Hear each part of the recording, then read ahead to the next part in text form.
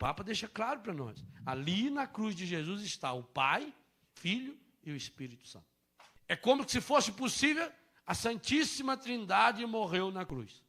Pois essa impossibilidade que se faz possível por um amor absurdo de Deus é a mesma impossibilidade que se faz possível quando eu, como sacerdote, não vivo a minha castidade e quando você, como marido e mulher, não vive a unidade do sacramento do matrimônio. É violento, gente. É a vitória das vitórias. Quando o encardido consegue que nós peguemos o nosso corpo e o joguemos na prostituição, na infidelidade, é a vitória das vitórias. Alguns santos tiveram a visão do inferno. Eu, graças a Deus, nunca tive. E nem quero ter também. Mas se Deus mandar, eu quero. Se eu precisar eu ver para não ir para lá, melhor ver do que ir. Não é? Muito melhor. Então, porque uma vez eu queimei meu dedo na ponta de uma vela. E naquele dia eu decidi, não quero ir para o inferno. Faz o teste. Acende uma vela e põe o seu dedo. Vê quanto você aguenta ali. Primeira coisa que você faz, olha, se eu não quero queimar a ponta do dedo na vela, eu vou querer queimar eu inteirinho no inferno. Aqui pro diabo, não quero não. Mas alguns santos que tiveram a visão do inferno, viram algumas almas completamente deformadas. Mas que era uma coisa medonha de feia. Tudo deformado, esgualepado, estragado. Que era coisa monstruosa de feia. E perguntaram, esses místicos, aos anjos, aos santos que deram essa visão. Quem eram essas almas? Todos eles têm uma coisa em comum. Essas almas mais deformadas são aqueles que morreram em pecado mortal cometidos no seu próprio corpo. São as vítimas dos pecados sexuais. Porque aí, gente, nós entendemos direitinho. Porque qual é a pergunta que ficaria por trás? É a seguinte: por que que o demônio investe tanto contra a família? Por que que o demônio investe tanto contra a santidade do nosso corpo? Percebam vocês que quando o demônio investe contra a castidade sacerdotal e religiosa, o celibato consagrado, ele está investindo igualmente, e muito pior ainda, no matrimônio. Olha os estragos. Eu atendi um rapaz agora nos Estados Unidos, semana passada. Aliás, hoje faz uma semana. O rapaz veio de Boston, o padre de lá marcou com ele. Então fomos almoçar e depois do almoço fui atender o rapaz. Esse rapaz foi vítima da pedofilia, gente do céu. De 3 sacerdotes. Um deles está preso. Nós temos um colega nosso, um padre brasileiro, mas esse aqui em Miami, tentei falar com ele, não consegui, está preso. Condenado já pela justiça. Não sabemos quanto tempo vai ficar lá. Mas, do mesmo jeito que a gente fica triste com um padre chega disso, atender aquele moço, o que ele sofre até hoje, as visões que ele tem, as tentações que ele tem, que coisa medonha. Ali a gente entende o que é semear o inferno dentro de uma pessoa. Imagine a marca que fica de inferno na cabeça, no corpo e na mente de uma criança que recebeu a influência demoníaca através da pedofilia. Agora imagina quando ela é cometida em casa.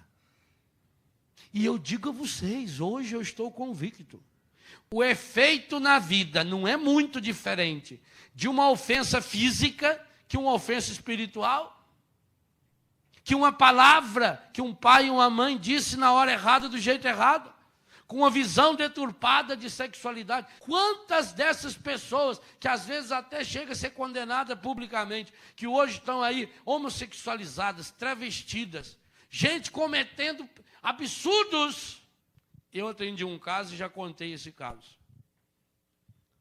O rapaz foi condenado justamente pela justiça, porque estuprou, violentou e matou, junto com mais... Não, ele sozinho. Uma menina de 9 e 10 anos de idade. Crime bárbaro. Foi condenado. Tá? Eu fui atender esse rapaz na penitenciária. E ele começou a contar a história dele para mim. Esse menino, quando tinha 6 ou 7 anos, ele foi violentado por 3 homens. Um desses homens, o pai da menina, que ele depois veio a matar. Então, quem matou a menina? Agora, eu vou condenar o pai? Sabe lá Deus se ele também não foi vítima? Porque Deus está, gente, nesse final dos tempos e nesse começo de novos tempos, porque Deus está chamando sacerdotes, jovens, religiosos, religiosas, casais a viverem a sua vocação de um modo novo. Porque nós estamos para enfrentar, já estamos enfrentando. Em alguns lugares a coisa já foi, é uma guerra muito pior do que essa lá. Muito pior. Eu lia na segunda-feira na tenda, um jornal que eu trouxe de Nova York, no domingo, as propagandas de aborto até 23 semanas. Está lá, página inteira, bem grande, aborto, até 23 semanas, sem dor. 23 semanas a criança sobrevive. Eu tive uma namorada que nasceu com 6 meses e sobreviveu. A mãe punha dentro de uma caixa de sapato, contava para a gente. Forrava com algodão, tão pequenininha que era. Mas com 23 semanas, é 6 meses. E se é 23 semanas, todo mundo sabe que pode ser 27 ou 28, porque quando vem a gravidez, quando descobre a gravidez, já tem um mês e meio. Ela está na idade de nascer. E segundo o próprio jornal de Nova York, domingo passado, só oficialmente aprovado nos Estados Unidos, depois que foi aprovada a lei do aborto, 41 milhões de crianças foram abortadas. 41 milhões.